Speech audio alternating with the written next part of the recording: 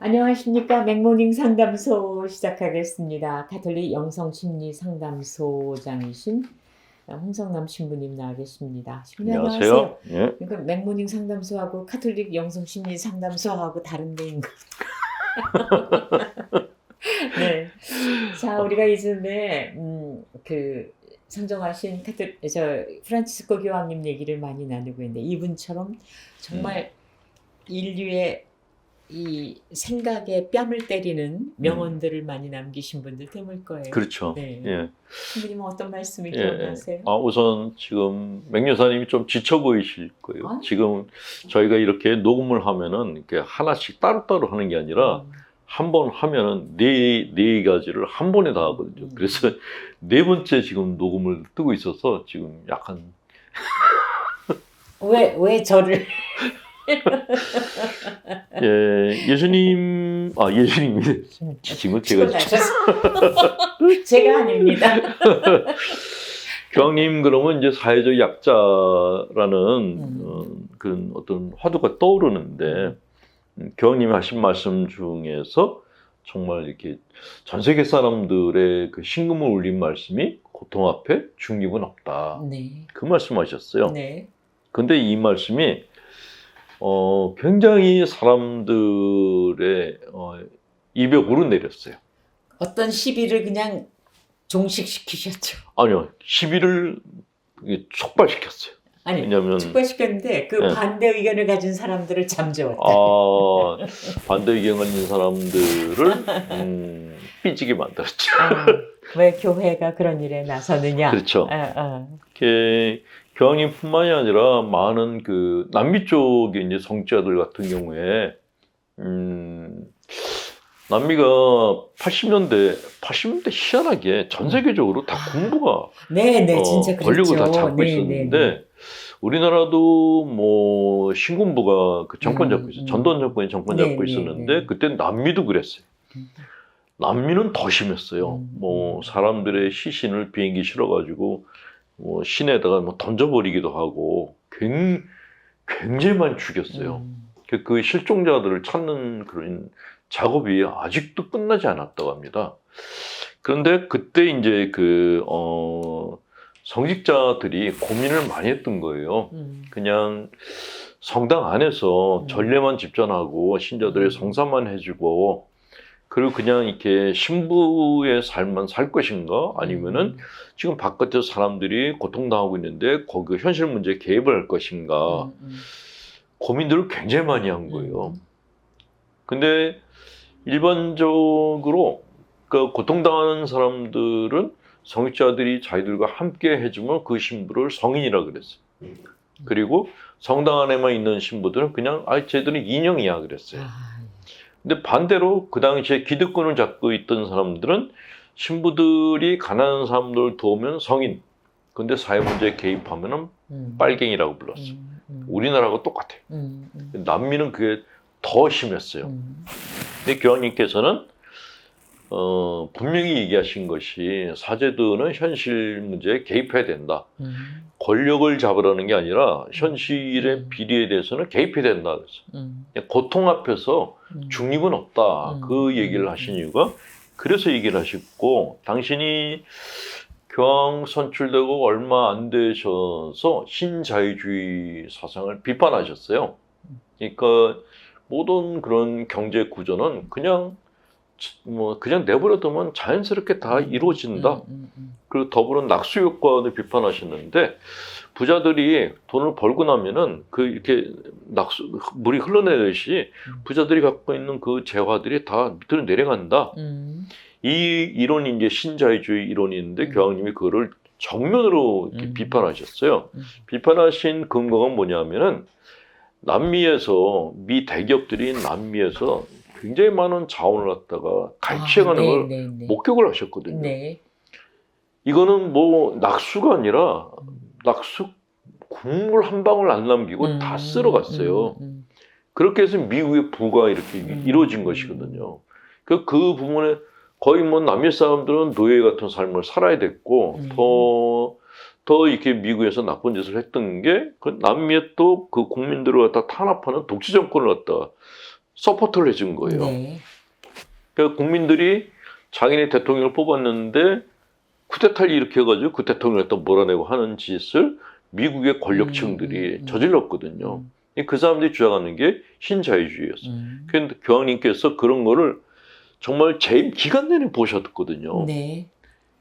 근데 그걸 가슴에 품고 한을 품고 사시는데 교황님이 되신 다음에 제일 먼저 얘기를 하셨죠. 그래서 미국 대기업들이 난리가 났었어요. 빨갱이 교황 생겼다고. 네, 네.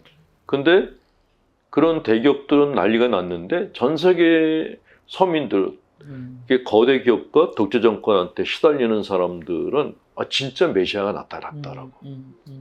예, 예수님께서 가난하고 억눌린 대중들을 위해서 같이 하셨던 것처럼 진짜 교황님, 예수님의 제자가 나타났다라고 환호를 했던 것이죠.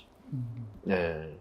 어쨌건 지금도 뭐 우리나라 같은 경우도 신부들이 이제 그 사회 문제에 개입하면 왜 그 종교인이 정치에 개입을 하냐라고 비난하는 분들이 있습니다. 근데 그런 비난이 단지 우리나라뿐만이 아니라 교황님도 똑같이 비난받으셨고 전 세계 모든 그 사제들이 똑같은 비난을 받았고, 그리고 더 아이러니컬한 거는 신부들을 이 자본주의 체제에서는 현실 개입하는 신부들을 빨갱이라고 그러거든요. 네. 그러면은 진짜 빨갱이 국가인 사회주의 국가에서는 신부들을 좋아해야 되잖아요. 좋아할까요? 더 안 좋아요. 더 안 좋아요. 예, 예, 예.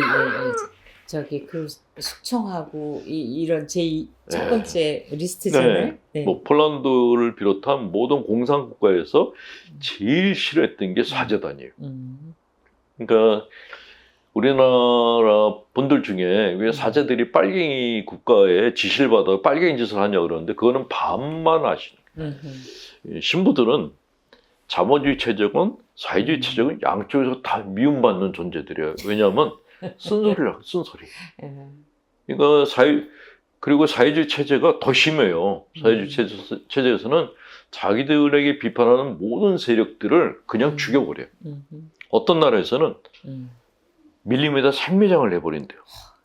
개미가 다 뜯어먹어서 흔적도 안 납니다. 이 상상을 불어. 그러니까 이게 그나마 우리나라 같은 자본주의 체제에서는 뭐 언론 탄압을 하거나 아니면 가두거나 그 정도만 하는데 이게 사회주의 국가에서는 그게 아니에요. 더 심해요. 그러니까 이게 인간의 사고 방식에서 나온 일이 아니라는 거죠. 그러니까 정말 그래서 많은 분들이 사제단을 좌파라고 부르는데 안 그래요. 사제단이 제일 싫어하는 게 좌파 국가들이에요. 예, 저는 그렇게 생각해요. 이게 우리나라에 있는 사제단은 이 자본주의 체제가 건강한 자본주의가 가기를 바라지 그렇죠. 사회주의로 가는 거 절대로 원치 않아요. 저는 개인적으로 사회주의 국가를 정말 많이 다녔거든요. 어떻게 살고 있나? 희망이 없어요. 거기는 그 나라에 희망이 없어요. 일단 입을 다 막아버렸어요. 사람이 말할 자유가 없다는 건 죽으라는 얘기하고 똑같아요. 아니, 인간이 일생 동안 누리는 재화가 한정돼 있는데 왜 그러나 모르겠어요.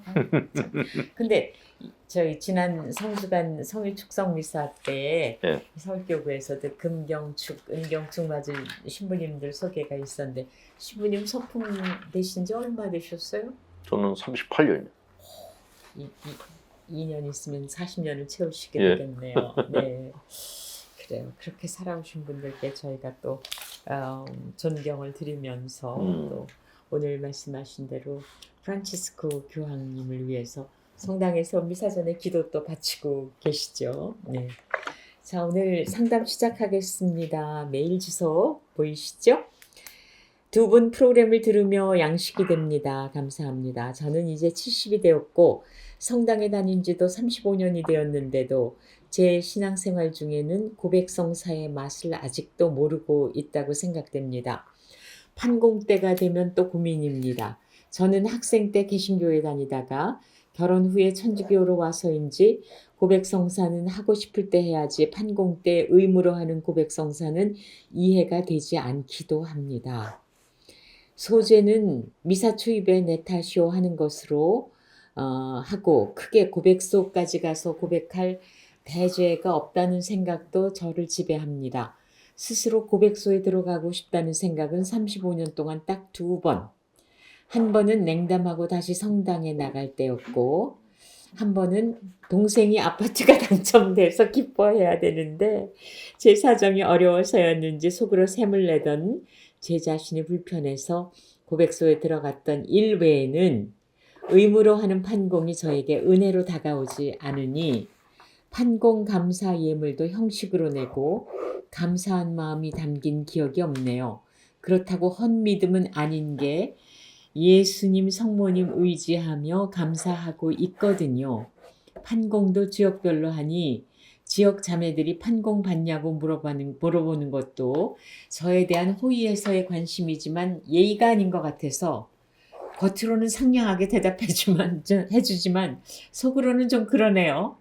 제가 착하고 모범으로 잘 살고 있기에 고백거리가 없다는 얘기는 아니고 하루를 돌아보며 저녁 일기 쓸 때나 미사 시작 전에 반성은 하지요. 하지만 불편한 마음이 제 의지대로 안 될 때는 주님께서 거두어가 주시기를 청하기도 합니다. 저는 성당에 기쁘게 다니고는 있지만 무거운 성당 분위기는 조금 아쉽습니다. 두 분께 감사드립니다. 굉장히 솔직하게 쓰셨어. 예, 성당에 다닌 지 35년 됐고 70세인데 거위성사의 맛을 모르겠다고 한다면 그거는 이분이 자매님의 형제님이에요. 자매님. 자매님의 문제가 아니라 신부들의 문제예요. 그러니까 성당 분위기를 어느 쪽으로 가져가냐 하는 것은 신부들한테 달려 있어요. 네. 저는 성당을 이렇게 전국 성당을 다니는데 네. 제가 들은 이렇게 많은 얘기를 들으면서 이런 생각이 들었어요. 본당 신부들이 본당을 법원으로 만드는 사람이 있고 맛집으로 만드는 사람이 있어요. 아, 네. 그럼 금방 이해가 되시죠? 네. 예. 저는 법원 신부님들한테 비난받으시고. 뭐 비난 받으러 할 수 없죠. 예, 저를 비난하는 애들은 저를 강의에 절대로 안 부르더라고요. 기강을 흩뜨린다고. 근데 저는 본당 신부가 어떤 역할을 하냐고 묻는다면 셰프하고 같다고 생각해요. 네. 강론이 음식이잖아요. 네. 이게 일주일에 한 번 정말 사람들이 특식을 먹으러 성당에 온 거예요. 네. 근데 그때 음식 맛이 너무 안 좋아. 음식이 뭐 건강식이라 그러는데 그냥 이걸 뭐 굽지도 않은 빵을 갖다 막 내서 먹으라고 막 강요하고 먹지 않으면 니들은 죄인이야라고 야단친다면은 그거는 셰프의 자격이 없는 거죠. 그러니까 저는 어떤 본당을 다니면 어떤 신자들은 주일날을 기다리는 신자들이 있는 거예요.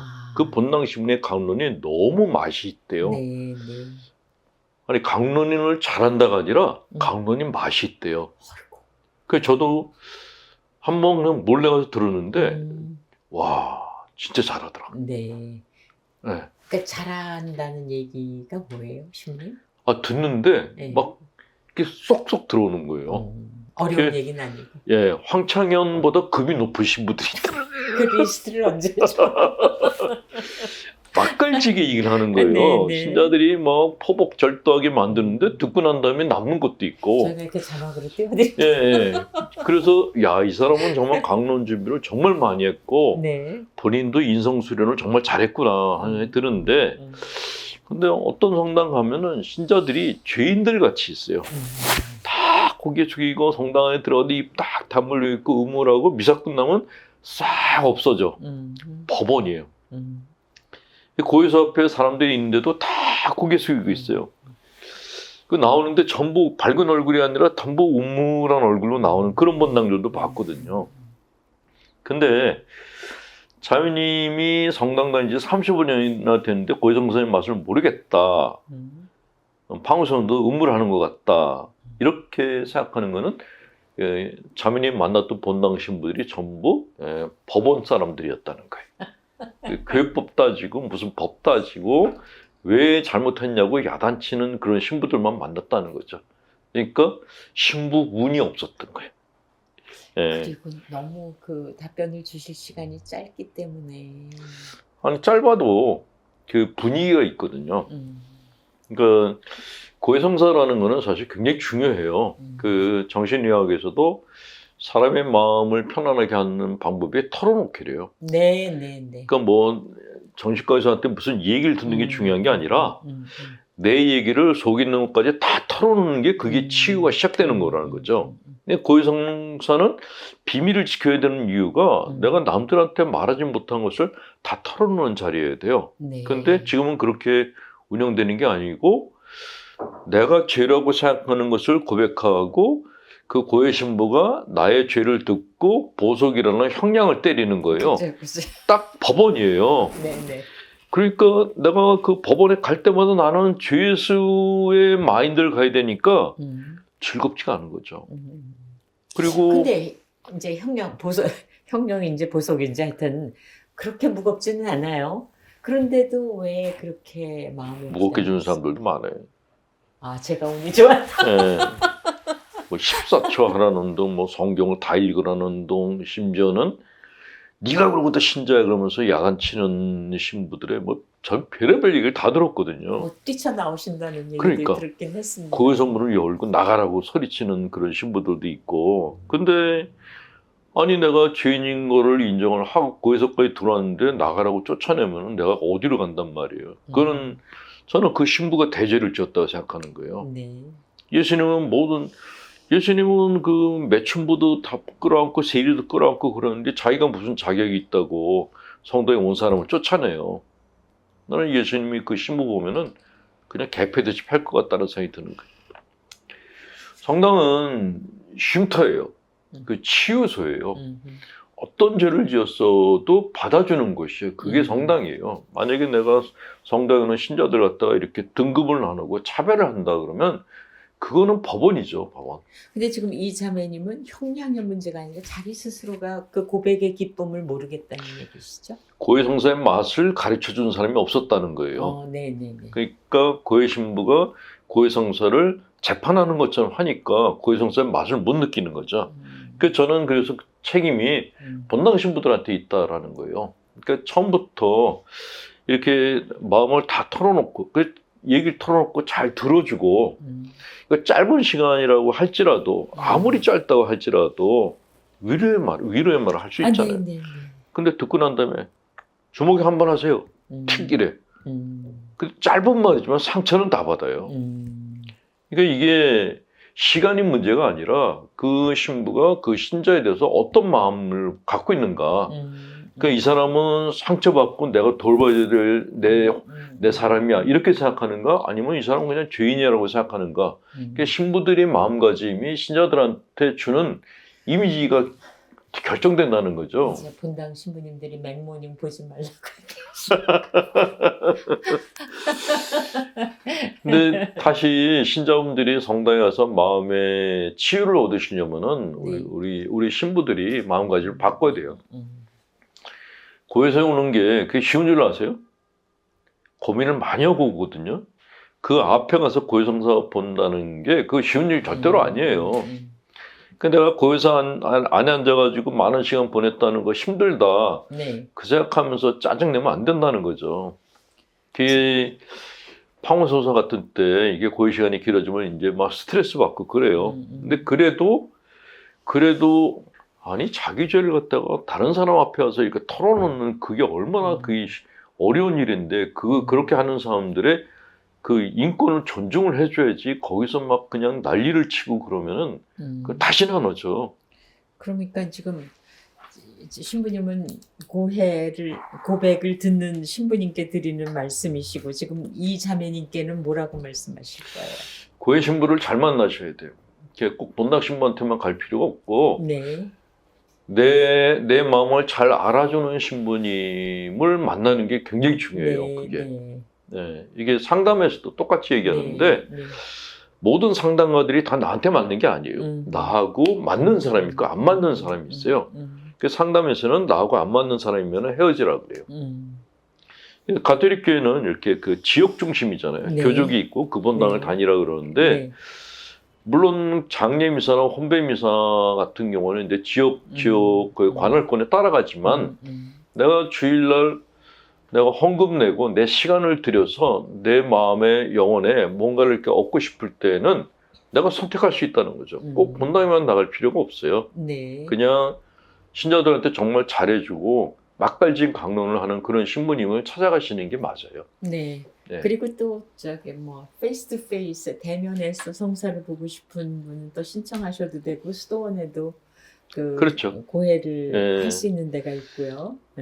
그렇지. 저희가 이제 그래서 농담반 진담반에 그런 얘기를 해요. 한 본당이 커지고 작아지는 건 본당 신부에 딸렸다. 실제로 봐도 음. 어떤 신부가 갔는데 본당이 반토막이 나는 데가 있어요. 네네. 근데 그 본당에 어떤 신부가 갔는데 신자 수가 2배가 돼요. 이게 신자 책임일까요? 누구 책임일까요? 저는 본당이 크고 작음은 본당 신부의 책임이라고 생각해요. 예. 본당을 안 맡으셔서 자유로우신 신부. 당연히 떠나니까 이렇게 편하게 얘기를 하죠. 네. 그리고 무겁다는 거는 이제 그 판공했냐고 물어본 것이 이제 조금 불편하다는 얘기를 하셨는데 그냥 인사로 하신 걸 겁니다. 네. 그래서 이 고해성사에 대한 거는 이제 그 본당만 그 고수하시지 마시고 신부님 말씀대로 내가 기쁘게 고해할 수 있는 곳을 찾아보는 것도 한 가지 기쁜 신앙생활의 한 방법일 것 같습니다. 예. 네. 맥모닝 상담소 오늘도 가톨릭 영성심리 상담소장이신 홍성남 신부님 말씀 들었습니다. 네, 수고하셨습니다.